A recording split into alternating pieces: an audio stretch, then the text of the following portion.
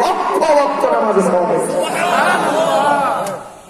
এবার বলেন অতীত জমিনের কি বাইতুল্লাহ ছিল, মানে মক্কার কাবা ছিল, তাদের জন্য মসজিদ ছিল, তো ওনারা এক লক্ষ ওয়াক্ত নামাজের সওয়াব তো পান নাই। আমরা টুস করে এক লক্ষ ওয়াক্ত নামাজের সওয়াব পাই। তাইলে আমরা কি কাম কি কম করছি না বেশি? কাম কম করছি। আসসালামু আলাইকুম ওয়া রাহমাতুল্লাহ।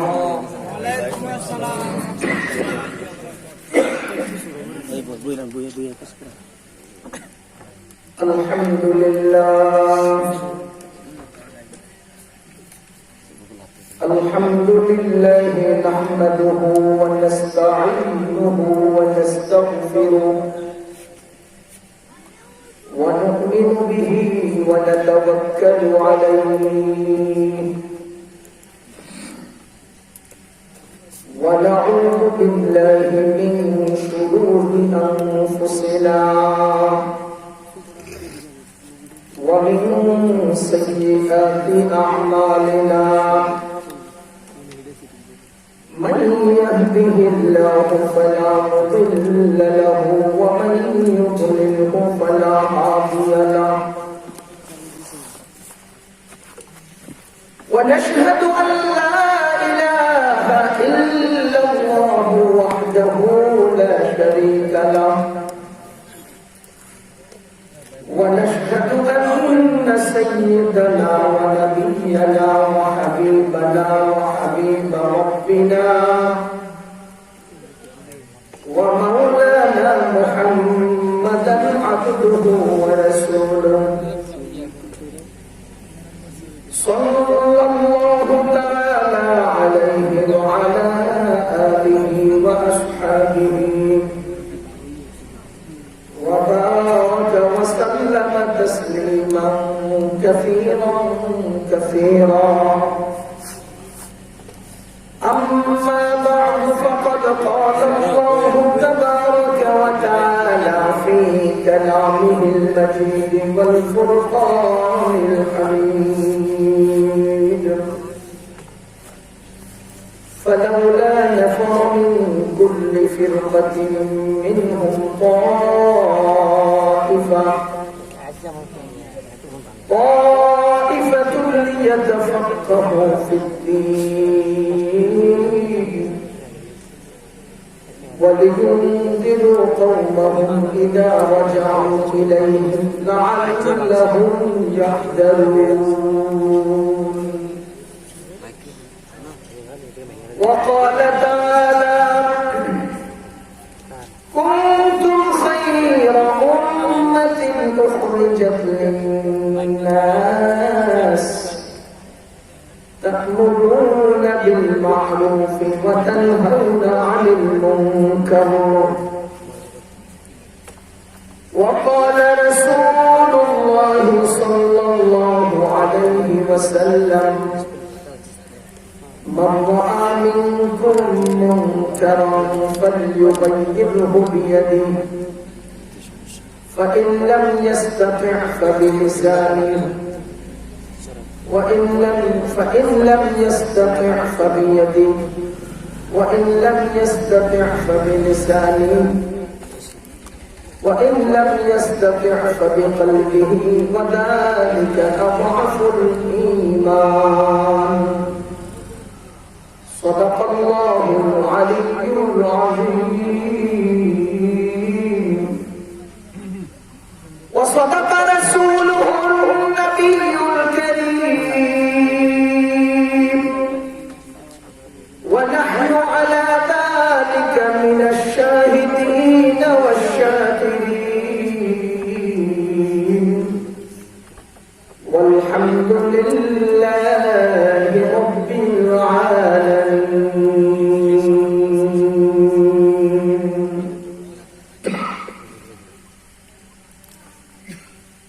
پابندی تقدیر کے پابندی احکام پابندی تقدیر کے پابندی احکام یہ مسئلہ مشکل نہیں ہے مرد خرد بند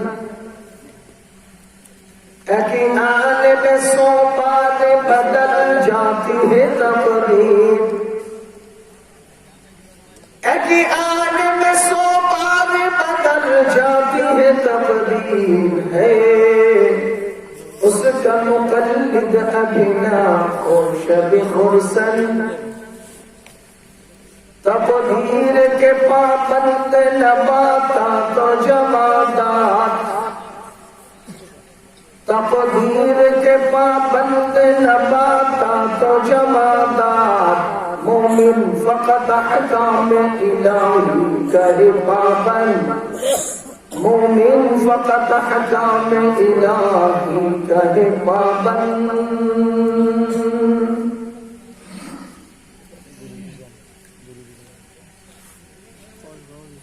हुसैनपुर अशराफिया कौमिया इस्लामिया मदरसा और यतीमखाना उद्योगे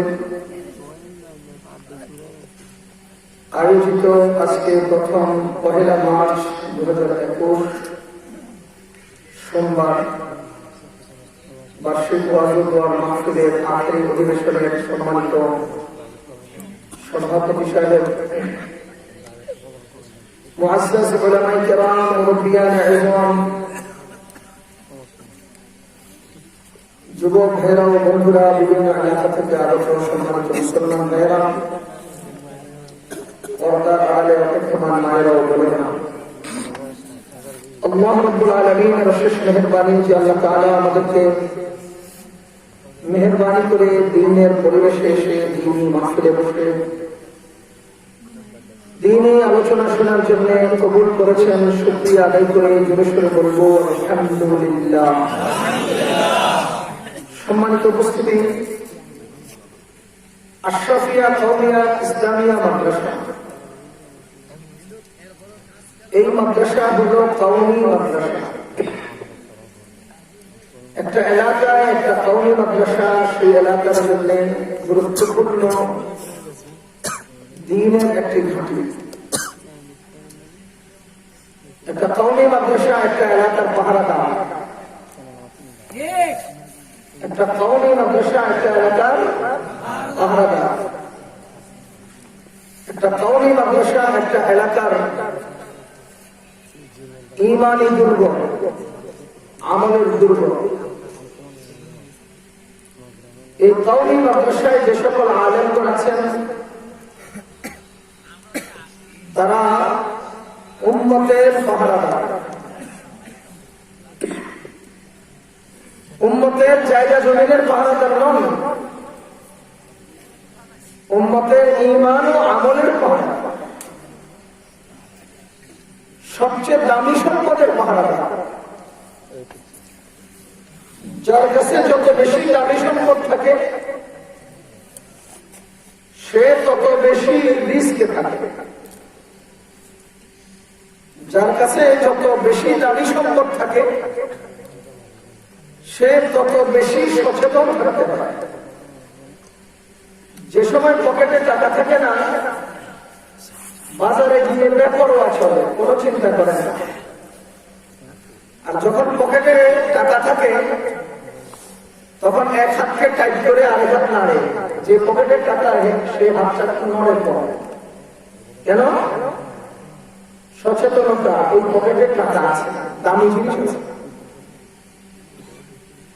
ঠিক তেমনি ভাবে যার কাছে ঈমান আছে এবং আমল আছে তাকেও মনে রাখতে হবে তার ঈমান নামক সম্পদ ছিনতাইকারী শয়তান সার্বক্ষণিক তার ঈমান হরণের চেষ্টা করছে। এই শয়তান নামক ছিনতাইকারী চোর উম্মতের ঈমান ও আমল চুরি করার চেষ্টা চালায়। ঠিক সেই মুহূর্তে যদি আশেপাশে কোনো আলেম থাকেন তো সচেতন সেই আলেম চোর থেকে জনগণের উম্মতের ঈমান ও আমলকে হেফাজত করে। আপনার পকেটের মোবাইলটা যদি কোনো চোরে নিতে চায়, আপনার জন্য দরদি কেউ যদি সেটা দেখে, সে কি শুধু চেয়ে থাকবে না হাতে হাতে ধরবে? কেন ধরবে? যে লোকের মোবাইল সে আমার পরিচিত, আমার প্রিয় কেউ, চোর আমার পরিচিত, এই লোকের ইমান কি বলে দামি সম্পদ নিয়ে যাবে, এটা সুযোগ দেওয়া যায় না। ঠিক তেমনি ভাবে উম্মতের উলামায়ে কেরাম হলেন উম্মতের ঈমান আর আমলের পাহারাদার। কোন ভণ্ড, কোন বাটপার, কোন মাইজভান্ডারী, দেওয়ানবাদী, কুতুববাদী, কোন মাজারপন্থী, কোন শিয়া, কোন বেদাতি, কোন আহলে হাদিস, কোন কাদিয়ানী যদি আমাদের উম্মতের মাঝখানে ঈমান আর আমল চুরি করতে চায়, তৎক্ষণাৎ বিজ্ঞ আলেম সাথে সাথে তাকে ধরবেন এবং জনগণের ঈমান তাদের খপ্পর থেকে রক্ষা করবেন। কেউ চুরি করে দিতে পারবে না, পাহারা দিবে। আপনাদের দেশ বাংলাদেশের চতুর্দিকে বর্ডার আছে না? সে বর্ডারে কিছু সীমান্ত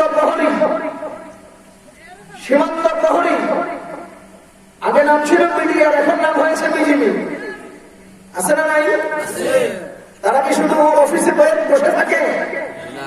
তারা কি শুধু তাদের ব্যাংকারে অবস্থান করে, না বর্ডারের কিনারে কিনারে হাঁটতে থাকে? কেন? এই জন্য যে কোনো কিছু যেন আমার দেশ থেকে অন্যায় ভাবে বাহিরে না যায়, আবার বাহির থেকেও কোনো কিছু যেন আমার দেশে অনুপ্রবেশ না হয়। সার্বক্ষণিক তারা এটার তদারকি করে, এটা দেখে, পাহারা দেয়। কেন পাহারা দেয়? যাতে করে এই দেশের কোনো দামি জিনিস বিদেশ পাচার না হয়, অথবা বিদেশের কোনো ক্ষতিকর জিনিস আমাদের দেশে ঢুকতে না হয়। আমানতদারিতার সাথে যদি তারা পাহারা দেন, তবে বাংলাদেশে কোনো মাদকের সাপ্লাই ইন্ডিয়া থেকে আসার সম্ভাবনা থাকে না। আমানতদারিতার সাথে যদি পাহারা দেন, যদিও এখন আমানতদারিতার অভাব সর্বাঙ্গনে, উঁচা টেবিল থেকে নিচে টেবিল, উঁচা জায়গা থেকে নিচে জায়গা, সাধারণ থেকে অসাধারণ, সব জায়গায় এখন আমানতের খেয়ানত চলছে। কি ধর আমানতের খেয়ানত চলছে? আমাদের নবীজি বলেন, যখন আমানতের খেয়ানত হবে তখন তোমরা কিয়ামতের অপেক্ষা করবে। আমানতের খেয়ানত যখন হবে তখন কিসের অপেক্ষা করো? কিয়ামতের। সাহাবায়ে কেরাম জিজ্ঞেস করেন, কাইফা আমানাতিল আমানা ইয়া রাসূলুল্লাহ, ইয়া রাসূলুল্লাহ আমানতের খেয়ানত কিভাবে হবে? নবীজি বলেন, ইযা উসিদাল আমরু ইলা গায়রি আহলিহি, যখন দায়িত্বগুলো অযোগ্য লোকের হাতে চলে যাবে, তখন দেখবা সে দায়িত্বশীল অযোগ্য লোকগুলো প্রতিটি টেবিলে বসে বসে আমানতের খেয়ানত করে। আপনাদের কি মনে হয় বর্তমান বাংলাদেশে প্রধানমন্ত্রীর টেবিল থেকে একটা নিচু পর্যায়ের টেবিল পর্যন্ত কোন টেবিল বাকি আছে যেখানে খেয়ানত হচ্ছে না? কি মনে হয়? ইযা উসিদাল আমরু ইলা গায়রি আহলিহি, বর্তমান সারা পৃথিবীতে অযোগ্য লোকদের ছড়াছড়ি বেশি। অযোগ্য, অধর্ম, নিচু, নিম্ন শ্রেণীর, বাটপার, চাঁদাবাজ এবং জালিমরাই আমাদের সব পোস্টগুলো দখল করে রেখেছে। আমার উম্মত, বকরি পাল যেমন রাখাল বা পাহারাদার বকরি পালে, বকরি চড়ায়, পুরো বকরি পালের মধ্যে যেরকম একজন রক্ষক থাকে, দেখাশোনার লোক থাকে, ওই পালের মধ্যে যে বকরিগুলো থাকবে তাকেই সে পাহারাদারি করবে। বকরি যদি একটা পাল থেকে আলাদা হয়ে যায়, তাহলে পাহারাদারের নজরের বাহিরে চলে যাবে, আর পাহাড়ের বা জঙ্গলের আড়ালে উঠ পেতে থাকা নেকড়ে যেই কোনো সময় সে একা বকরিটার উপর আক্রমণ করে তাকে শেষ করে দেবে। ঠিক তেমনি ভাবে উলামায়ে কেরাম হলেন তোমাদের পাহারাদার। তোমরা ঐক্যবদ্ধ ভাবে উলামায়ে কেরামের পাহারাদারিতে থাকবা। যদি তাদের পাহারাদারি থেকে আলাদা হয়ে যাও, দূরে চলে যাও, উলামায়ে কেরামের সংস্রব থেকে যদি সরে যাও, আড়ালে চলে যাও, তো যে কোনো মুহূর্তে উঠ পেতে থাকা সেই নিকৃষ্ট শয়তান তোমাদের ঈমান আর আমল ছিন্ন ভিন্ন করে শেষ করে দিবে।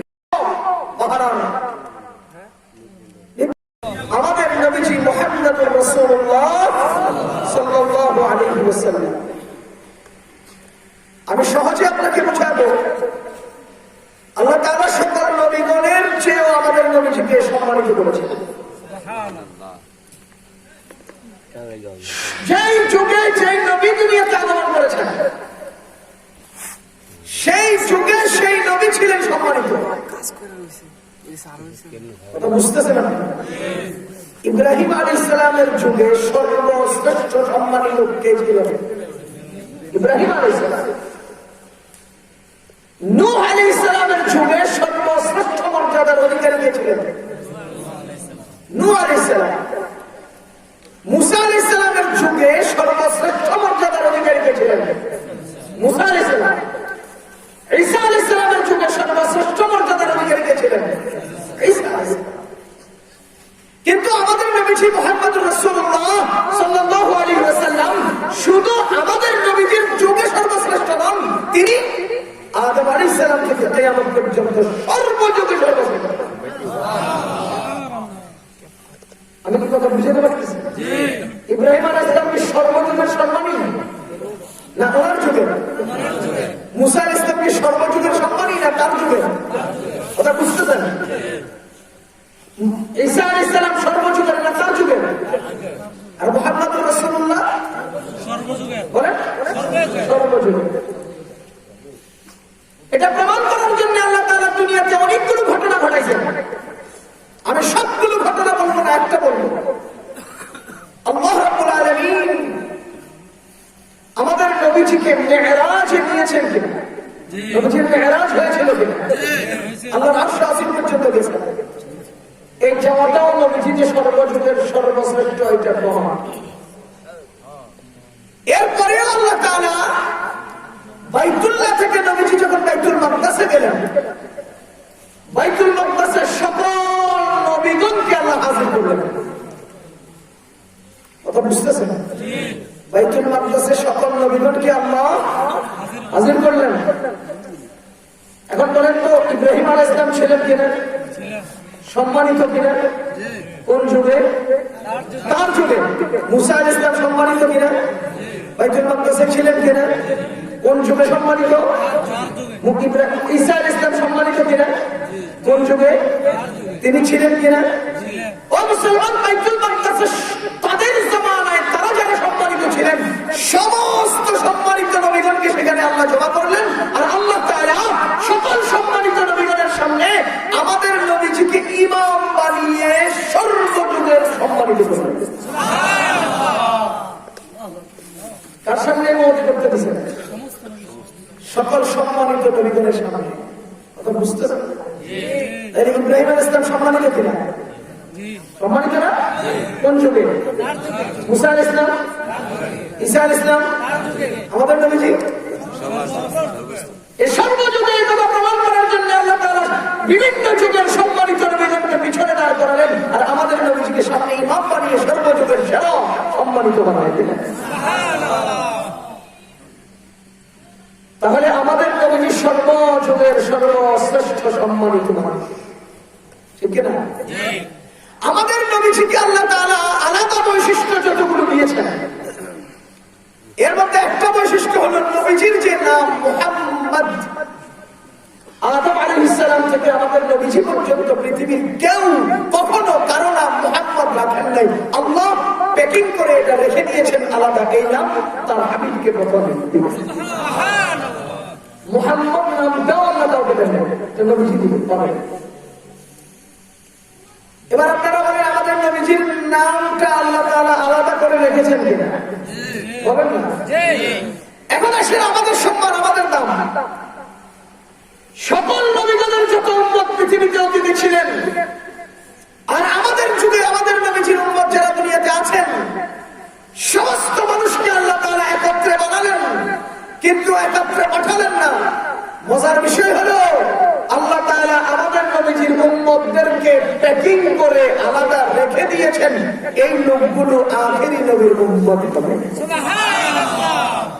আগের নবীর উম্মত বানাতে পারছেন না, কিন্তু আল্লাহ রূহের জগতে আমাদেরকে কতদিন রেখে দিয়েছেন, কত কাল রেখে দিয়েছেন। এই নবীর উম্মত বানাবেন।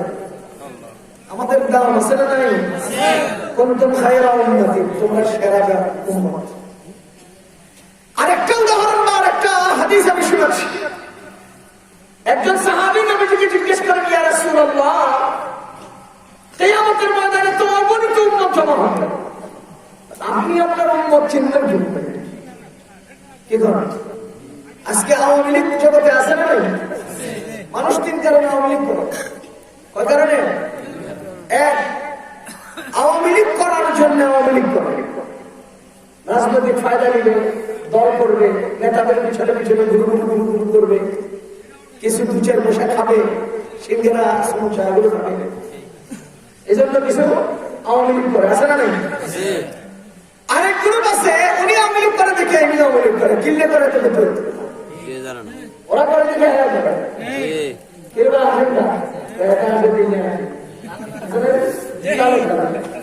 কি করেন? তিন নম্বর এক গ্রুপ আওয়ামী লীগ করে নিজের অস্তিত্ব বাঁচানোর জন্য। দুটা সিট দিয়েছে রাস্তায়, যদি আওয়ামী লীগ না করি একটা ব্যবসা আছে, দোকান আছে, যদি আওয়ামী লীগ না করি আমার ব্যবসা থাকবে না। এই জন্য বহু লোক নিজেদের দোকান পাট সহায় সম্মান নিজের অস্তিত্ব ঐতিহ্য বাঁচানোর জন্য আওয়ামী লীগ করে। কথা বলেন। এখন এখানে কিছু লোক আছে আসল, কিছু লোক আছে নকল। আছে না? পুরা তিন গ্রুপের মধ্যে। এখন আমাদের সরকারে কে আসল কে নকল সেটার কোনো উপায় আছে? বুঝেন না? আমাদের সরকার চিনবে সবাই নাকি আওয়ামী লীগকে বিএনপি? আমাদের নবীজিকে সাহাবী জিজ্ঞেস করেন, ইয়া রাসূলুল্লাহ, কিয়ামতের ময়দানে আপনার উম্মত যে এরা, আপনি চিনবেন কিভাবে? নবীজি সাল্লাল্লাহু আলাইহি ওয়াসাল্লাম ডাইরেক্ট উত্তর দিতে পারতেন, দেননি। নবীজি তাদেরকে পাল্টা প্রশ্ন করলেন।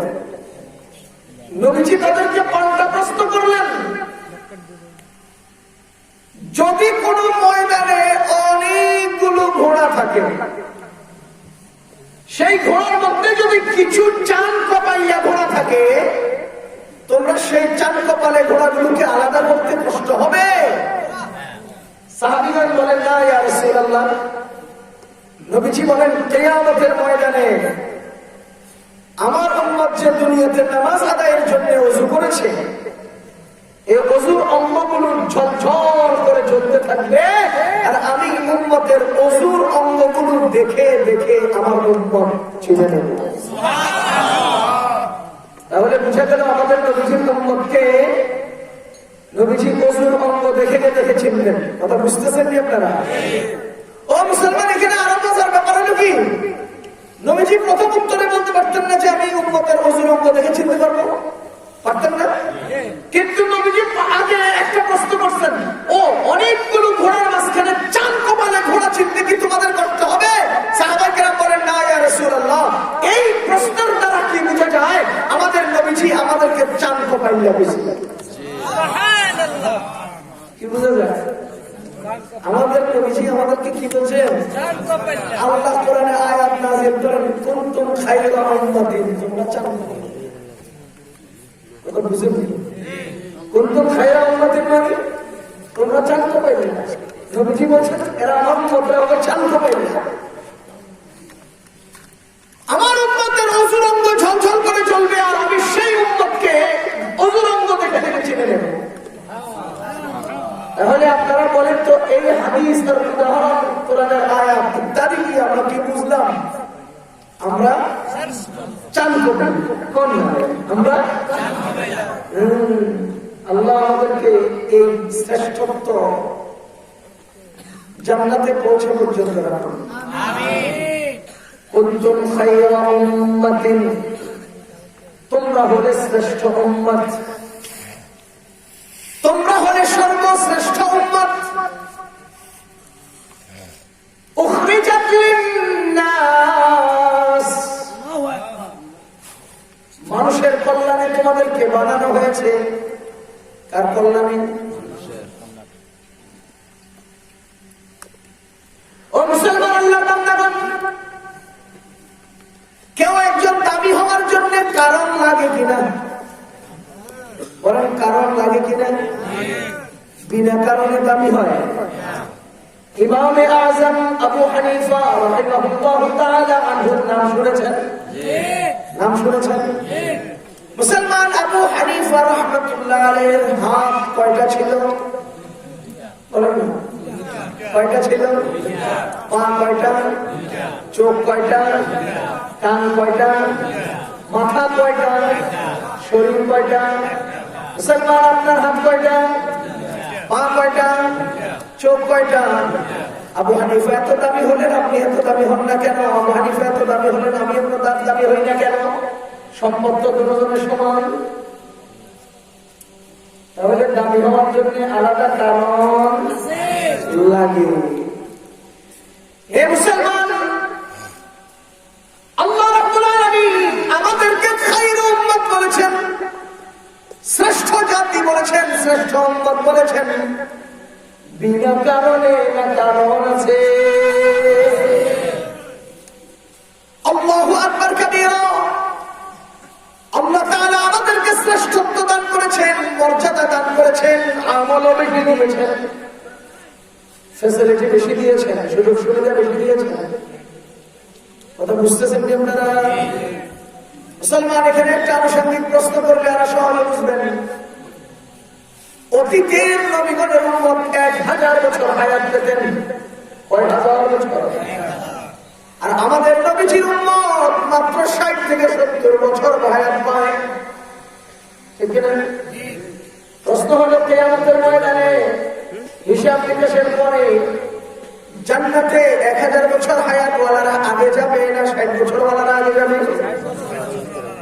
এর ভাই 60 বছর ওয়ালারা আগে যাবে কেন? এদের আমল বেশি। এদের আমল বেশি। এদের আমল কেন বেশি? 60 বছরে কি বেশি আমল করা যায় না 1000 বছর বেশি আমল করা যায়? 60 বছরে আমল বেশি হবে কিভাবে? এটা বোঝার জন্য একটা সহজ উদাহরণ দাও। আপনারা মোবাইলে সাপ গেম খেলেন? সাপ গেম খেলেন? আগে খেলছেন না? সাপ গেমের মধ্যে 5 পয়েন্ট দিয়ে একটা সাপ আসে। 5 ছোট্ট একটা কুটি খাইবেন 5, 2টা খাবেন 10, কম না? 3টা খাইলে 4টা খাইলে 5টা খাওয়ার পরে ঠুস করে বড় একটা নেবেন। 5টা খাওয়ার পরে এক কোলা দিয়ে ঠুস করে বড় একটা বাইরে। এই পরকালে যে যত জলদি খাবে তত তার পয়েন্ট বাড়বে। আল্লাহু আকবার। আমাদের নবীজির উম্মতকে আল্লাহ তাআলা এই জাতীয় ঠুস করে কিছু বড় বড় পয়েন্ট দিয়েছে। যেমন সারা বছর 5 ওয়াক্ত নামাজ পড়েন, রমজান মাসে হঠাৎ করে সবে কদরে ঠুস করে একটা বাইরে হয়। আল্লাহ বলেন, লাইলাতুল কদরি খায়রুম মিন আলফি শাহর। এক রাতের পয়েন্ট যদি তুমি খাইয়া ফেলতে পারো, এক রাতের সবে কদরকে যদি গুরুত্ব দিয়ে দইরা ফেলতে পারো, বছর একটা যাচ্ছে কিন্তু এক রাতে তোমার 1000 মাসের চেয়ে সামনে চলে গেছে। এবার কি এটা বড় পয়েন্ট? এক ওয়াক্ত নামাজ ডেইলি 5 ওয়াক্ত। হঠাৎ সবে কদর যত জলদি ধরবা তত ফায়দা, তত পয়েন্ট বাড়বে। হঠাৎ সবে বরাত দইরা ফেলার জলদি ঠট করে পয়েন্ট বেড়ে গেছে। মুসলমান, আমাদের নবীজির উম্মত ছাড়া বাকি সকল উম্মতের নামাজের কিবলা ছিল বাইতুল মাকদাস। কোনটা ছিল? আমাদের নবীজিও প্রথম বাইতুল মাকদাসের দিকে ফিরে নামাজ পড়ছেন। বুঝছেন না? কথা বুঝতেছেন আপনারা? আমাদের নবীজির রওজা মুবারকের পাশে যে মসজিদে নববী, মসজিদে নববীতে এক ওয়াক্ত নামাজ পড়লে কত লক্ষ ওয়াক্ত? 50,000 ওয়াক্ত নামাজ আছে। এক ওয়াক্ত নামাজে 50,000 ওয়াক্ত। অনেক অতীত নবীগণের কোন নবীগণের উম্মতের জন্য তাদের নবীর বসার বা ইন্তেকালের জায়গায় মসজিদ আছে, আর সেখানে এক ওয়াক্ত নামাজে 50,000 ওয়াক্ত নামাজের সওয়াব, এই এলান, এই ঘোষণা, এই সওয়াব কোথাও পাইছেন? তাহলে বুঝে গেল আমরা তারা 1000 বছর আমল করেও পিছিয়ে থেকে যাবে, আর আমরা 60 বছর আমল করেও সারা করে উঠতে থাকবো। জন্য সেরা কেন? কথা বুঝতেছেন নি আপনারা? ও মুসলমান, আমাদেরকে আল্লাহ সেরা বানালেন কেন? কেউ একজন দামি হওয়ার জন্য কারণ লাগে কিনা? কথা কেমন? আপনাদের এলাকায় চেয়ারম্যান আছেন না নাই? মুসলমান যিনি আজকে চেয়ারম্যান, তিনি আপনাদের সাথে বাজার করেছিলেন কিনা? আপনাদের সাথে একই ময়দানে খেলেছিলেন কিনা? আপনাদের সাথে একই স্কুলে পড়ালেখা করেছিলেন কিনা? আপনাদের সাথে একই পুকুরে গোসল করেছেন, একই ঈদগাহে নামাজ পড়েছেন, একই সাথে বাজার করেছেন, কিন্তু আজকে তার গাড়ি আলাদা, আজকে তার চেয়ার আলাদা, আজকে তার চরণ বরণ আলাদা। তিনি আজকে একটু দামি দামি দামি দামি। কেন দামি? এই জন্য যে তিনি, বুঝতেছেন? বলেন তো তিনি দামি হলেন কেন? চেয়ারম্যানের কোন দায়িত্ব আছে না নেই? বুঝে গেল, দায়িত্বের কারণে মানুষ দামি হয়। দায়িত্বের কারণে মানুষ। এই মাদ্রাসার মুহতামিম সাহেব অন্য সকল শিক্ষক বা ছাত্রদের থেকে দামি কেন? দামি মুহতামিম কেন? মুহতামিম দায়িত্ব, বুঝেন নি? ও মুসলমান, ঠিক তেমনি ভাবে আমরাও দামি, আমরাও সেরা, আমরাও শ্রেষ্ঠ। কেন আমরা শ্রেষ্ঠ? আল্লাহ বলেন মুখরিজাত লিন্নাস, তোমাদেরকে মানুষের কল্যাণে বের করা হয়েছে, তোমাদেরকে মানুষের কল্যাণে দুনিয়াতে সৃষ্টি করা হয়েছে। কি করবা তোমার কল্যাণে? কি করবা? তা'মুরুনা বিল মা'রুফি ওয়া তানহাউনা 'আনিল মুনকার, তোমরা মানুষকে সৎ কাজের আদেশ করবা আর অসৎ কাজ থেকে মানুষকে বারণ করবা। সৎ কাজে মানুষকে উৎসাহিত করবা, অসৎ কাজ থেকে মানুষকে বারণ করবা। যদি এই দুইটা গুণ তোমার মধ্যে আসে, তাহলে তুমি দামি থাকবা। পক্ষান্তরে তুমি যদি তোমার জিম্মাদারি ভুলে যাও, জিম্মাদারি সম্পর্কে বেখবর হয়ে যাও, জিম্মাদারির ব্যাপারে তুমি যদি উদাসীন হয়ে যাও, তাহলে তোমার কোনো দাম থাকবে না। চেয়ারম্যান সাহেব যদি বোর্ড অফিস সম্পর্কে কোনো খবর না রাখে, চেয়ারম্যান সাহেব যদি জনগণের কল্যাণে কোনো কাজ না করে, চেয়ারম্যান সাহেব যদি জনগণের ফায়দায় নিজেকে উৎসাহিত না, নিজেকে উৎসর্গ না করে, খোদার কসম সেই সমাজের চেয়ারম্যান কোনো দাম থাকে না। চেয়ারম্যান মানুষকে বলতে ফাইলে উঠতে যান, কি করবো? চেয়ারম্যান খাইয়ে ঘুমায়,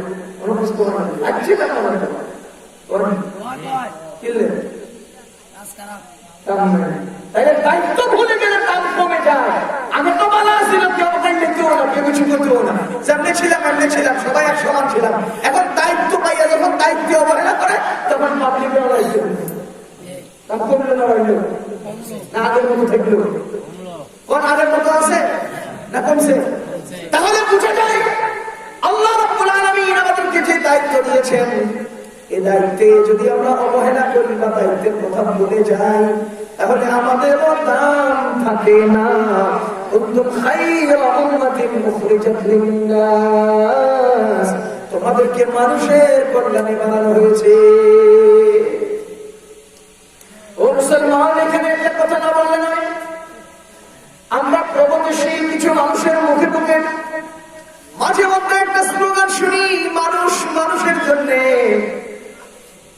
মানুষ দুঃখ লাগে তখন যখন গার্মেন্টসের শ্রমিকদের বেতন না দিলে কেউ মানুষ মানুষের জন্য হয়ে শ্রমিকদের পক্ষে মালিকের সাথে কথা বলে না। অথচ রানা প্লাজা ভেঙে ধ্বংসস্তূপের নিচে যখন মানুষের লাশ পড়ে যায়, তখন কিছু লোক পাথর সরাইয়া লাশ বাইর করে আর কয় মানুষ মানুষের জন্য। আরে বেয়াদব পড়ে গেলে লাশ বাইর করতে মানুষ মানুষের জন্য যেমন হওয়া লাগে, তেমনি মানুষ বেতন না পাইয়া না খাইয়া কষ্ট করলে তখনও তো মানুষ মানুষের জন্য হতে হয়। তোমরা হিসেবে কইয়াছিলে যে সময় এই সমস্ত গরিব মানুষগুলো তার নিজের শ্রমিক বা পারিশ্রমিক পায় না, সেই সময় তো তোমরা বড় লোকের হাতের কাপ লাগাইয়া এগোর পক্ষে কাজ করছো। আর আজকে এরা যখন বইরে লাশ হয়েছে, তখন ঠ্যাং ধরে বাইর করে তো মানুষ মানুষ হয়েছে। বুঝতে পারেন? এটি হলো ধান্দাবাজ। এটি কি ধান্দাবাজ? ও মুসলমান, করোনার সময় তোমরা মানুষ মানুষের জন্য স্লোগান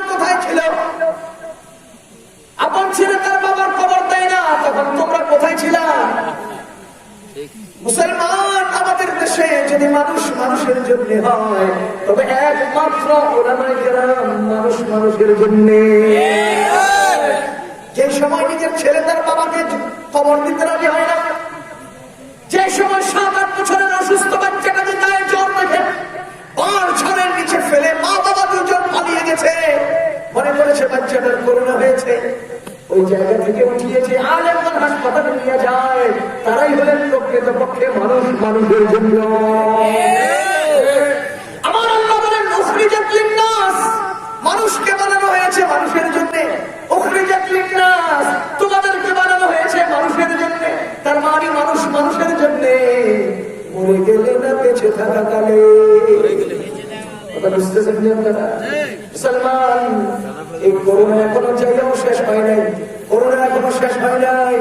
এই যে 3 দিন আগে তোমাদের বাবাদেরকে রাস্তার পাশে ফেলে রেখেছ, 3 দিন আগে তোমাদের আত্মীয়তা বলে রাস্তার পাশে পড়ে আছে, গত 3 দিন আগে হসপিটালে তোমাদের সারি সারি লাশগুলো পড়ে আছে, দুনিয়ার কেউ তোমাদেরকে দেখতে আসে নাই, তোমাদেরকে কবর দিতে আসে নাই, তোমাদেরকে নিয়ে কবরস্থানে কবর করতে যেতে রাজি হয় নাই।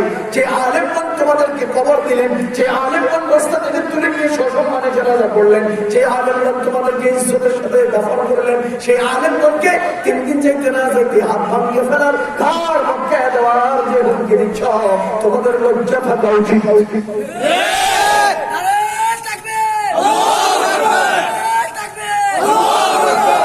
তোমাদের কি থাকা উচিত? তোমাদের কি থাকা উচিত? ও মুসলমান, আজকে ছোট্ট একটা পাথরের বানানো ভাস্কর্যকে কেন্দ্র করে আলেমদের সাথে খেলার হুমকি দাও। কিসের হুমকি দাও? কিছুদিন আগে আমার গাড়ি অ্যাক্সিডেন্ট করছে, কথাটা খেয়াল করে বুঝতে, কিভাবে অ্যাক্সিডেন্ট করছে আমার ড্রাইভারে খেয়াল করেনি। সামনের গাড়িটা ডাইনে টার্নিং নিতে থামছে রাতের 1টার পরে, সে বেখেয়ালে ওই সামনের গাড়ি থেমেছে, ডাইনে মোচড় নিচ্ছে, ডাইনে থেমে গেছে, গাড়িতে যাই ওর সাইডে গিয়ে ধাম করে মেরে গেছে।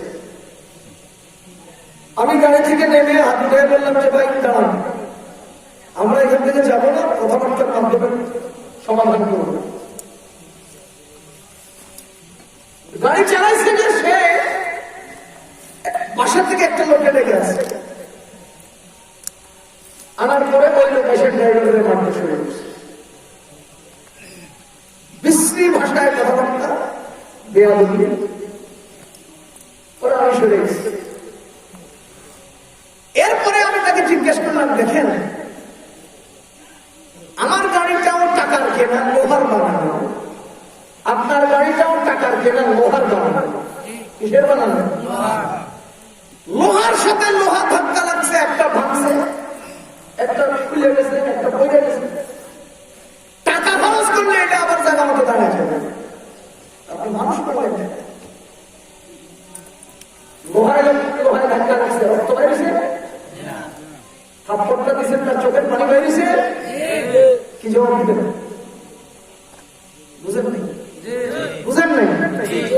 লোহায় ধাক্কা লেগেছে, রক্ত বের হয় নাই, লোহার চোখের পানি বের হয় নাই, আর আপনি মানুষ মারলেন, তার চোখে পানি এসেছে, তার গায়ে রক্ত ঝরেছে, কি জবাব দিবেন আপনি আমার কাছে, সমাজের কাছে, বিবেকের কাছে কি জবাব দিবেন? কথা বুঝতেছেন না? লোহা কিনেছিলাম কি দিয়ে? লোহা ভেঙেছে, আমার টাকা দিলে সোজা হবে? মানুষ মারলেন যে চোখের পানি দিয়ে কিনেছেন, আপনি কিনেছেন, আপনি বানিয়েছেন, কেন মারলেন? আজকে গরুয়ে ধান খাইলো কেন? এই জন্য ঝগড়া করে মানুষ মারেন। বিয়ের অনুষ্ঠানে পুস্তকিলে কমাইল, এই জন্য ঝগড়া করে মানুষ মারেন। নেতার ক্ষমতার আসনে নেতাকে বসানোর জন্য নিজের ভাইকে নিজে দবাই দিচ্ছেন। কি জবাব দিবেন আপনি মালিকের কাছে? জবাব দিবেন? কথা বুঝতেছেন? বুঝলে বুঝেন, না বুঝলে খেলা না। মুসলমান, লোহার সাথে লোহার টক্কর লাগবে, ভেঙে চুরমার হয়ে যাবে, টাকা দিয়ে এটা আবার সোজা করে ফেলবে, মানতে পারবেন না।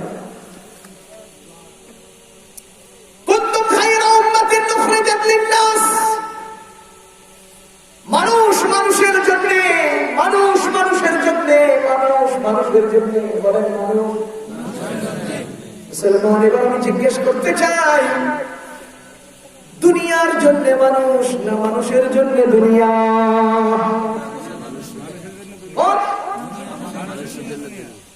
দুনিয়ার জন্য মানুষ না মানুষের জন্য দুনিয়া? ওরা মুসলমান যদি এতটুকু বুঝ না হয় তাহলে কিসের শিক্ষিত আপনারা? আরে এই বুঝটাও যদি আপনাদের ভিতরে না আসে আপনারা কিসের শিক্ষিত?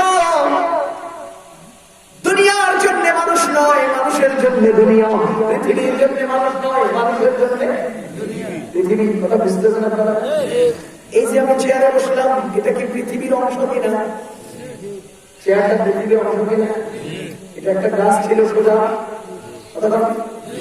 এই গাছটাকে কাটা হলো, চিরা হলো, গলা হলো, ভাষা হলো, আঁকুলো দিয়ে বিড়ে নিয়ে এলো, এত লম্বা লম্বা তার কাটা দিয়ে সাইজ করলো, তার জন্য বলেন। তাহলে বুঝা গেল পৃথিবীকে মানুষের উপযোগী বানানো হয় কেন? এই জন্য যে পৃথিবী মানুষের জন্য। কথা বুঝেন না? একটা গরু কার জন্য? গরু মানুষের কি বলে, গরু পৃথিবীর অংশ কিনা? কথা বলেন।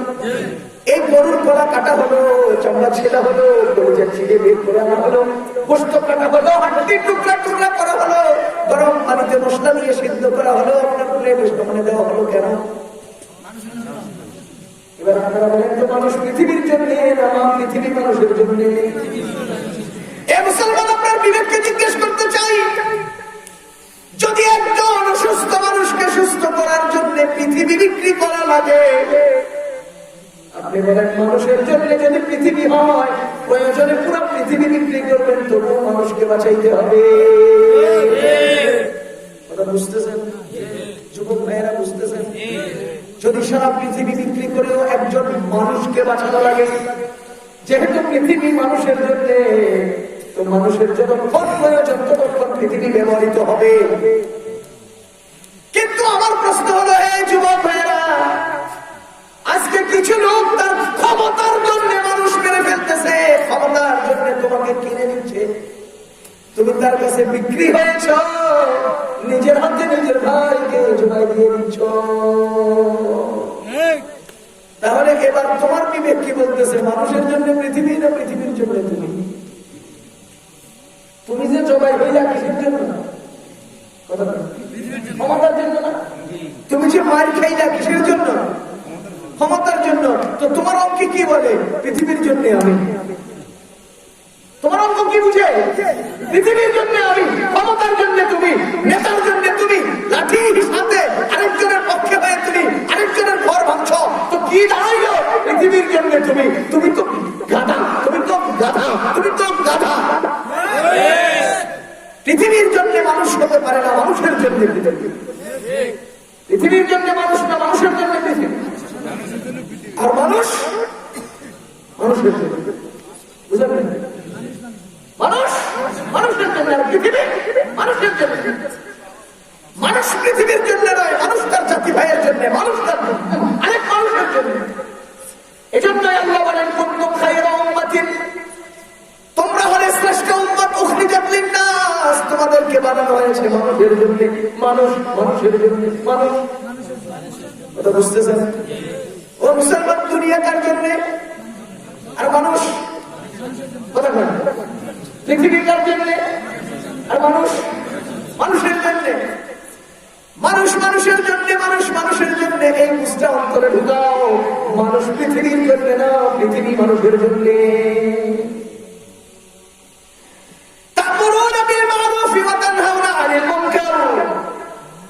এবার বলেন তো, তাকবীর হওয়ার জন্য দায়িত্ব লাগে কিনা? তোমাদের দায়িত্বটা কি? তা'মুরুনা বিল মা'রুফ, তোমরা মানুষকে সৎ কাজের আদেশ দিবে। তা'মুরুনা বিল মা'রুফ, সৎ কাজের প্রতি মানুষকে উৎসাহিত করবে। ওয়া তানহাউনা আনিল মুনকার, এবং অসৎ কাজ থেকে বারণ করবে। মুসলমান, এখানে একটা গুরুত্বপূর্ণ কথা বুঝে নেবেন, সৎ কাজের আদেশ করতে হলে নিজে আগে সৎ কাজের অনুসারী হতে হয়। অসৎ কাজ থেকে বারণ করতে হলে নিজে আগে অসৎ কাজ ছাড়তে হয়। আপনি নামাজ যদি নিজে না পড়েন, আরেকজন যদি করতে ভাই চলো নামাজ পড়তে যাও, নামাজ পড়ে আসো, হ্যাঁ আগে আপনি কথা বুঝেন না? নামাজের মতো সৎ কাজে যদি আপনি কাউকে ডাকেন, নিজে যদি সেই সৎ কাজের অনুসারী না হন, তো সেই মানুষ আপনাকে ওয়াজ শুনবে না, আপনার এই কথা মানবে না। তো তা'মুরুনা বিল মা'রুফি মানে আগে নিজের সৎ কাজের অনুসারী হও, এরপরে অন্যজনকে সৎ কাজের উপদেশ দাও। ওয়া তানহাউনা আনিল মুনকার, নিজে যদি মদ খান, আরেকজনকে যদি মদ খাইস না, কি করবো?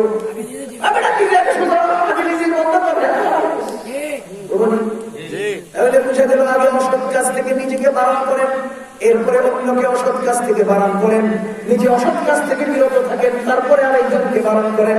আল্লাহ রাব্বুল আলামিন এই হুকুমটাই আমাদেরকে বলেছেন, কুনতুম খায়রা উম্মাতিন উখরিজাত লিন-নাসি তা'মুরুনা বিল মা'রুফি ওয়া তানহাউনা আনিল মুনকার। তোমরা হলে শ্রেষ্ঠ উম্মত, তোমরা হলে শ্রেষ্ঠ জাতি। তোমাদের শ্রেষ্ঠত্ব কেন? এক নাম্বার, তোমরা হলে মানুষের জন্য, মানুষের জন্য। তোমাদের দায়িত্ব কি? তোমরা সৎ কাজের অনুসারী হয়ে অন্যকে সৎ কাজের উপদেশ দিবে, অসৎ কাজের বিরত থেকে অন্যকে অসৎ কাজ থেকে বারণ করবে। এজন্যই আমাদের নবীজি বলেন, মান রাআ মিনকুম মুনকারান ফালইউবাইয়িনহু বিয়াদিহি। যদি কেউ অসৎ কাজ হতে দেখে, অন্যায় কাজ হতে দেখে, তাহলে সে যেন অন্যায় কাজ থেকে হাত দ্বারা সেটাকে বারণ করে। ফাইন লাম ইস্তাতি' ফাবিলিসানি, যদি সেটা হাত দ্বারা বারণ করা সম্ভব না হয়, তবে সে যেন মুখে সেটার ব্যাপারে কথা বলে।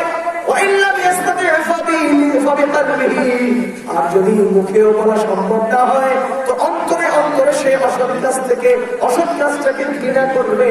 নবীজি বলেন, ওয়াযালিকা আযআফুল ঈমান, আর এটাই হলো ঈমানের সর্বনিম্ন অংশ। মুসলমান যার মধ্যে অন্তরে অন্যায়ের প্রতি অন্তত ঘৃণাটুকু নাই, সেই লোকটার মধ্যে ঈমান নাই। নবীজি বলেন, কুল্লুকুম রাঈন ওয়া কুল্লুকুম মাসউলুন আন রাইয়াতিহি। তোমরা সবাই দায়িত্বশীল, তোমাদের দায়িত্ব সম্পর্কে তোমাদেরকে জিজ্ঞেস করা হবে। ও বড় ভাই, তোমাদের ছোট বোন, ছোট ভাই সম্পর্কে তোমাদেরকে জিজ্ঞেস করা হবে। ও বাবা, তোমরা তোমাদের অধীনস্থ সন্তানদের ব্যাপারে তোমাদেরকে জিজ্ঞেস করা হবে। ও ওস্তাদগণ, অধীনস্থ ছাত্রদের ব্যাপারে জিজ্ঞেস করা হবে। চেয়ারম্যান সাহেব, জনগণ সম্পর্কে জিজ্ঞেস করা হবে।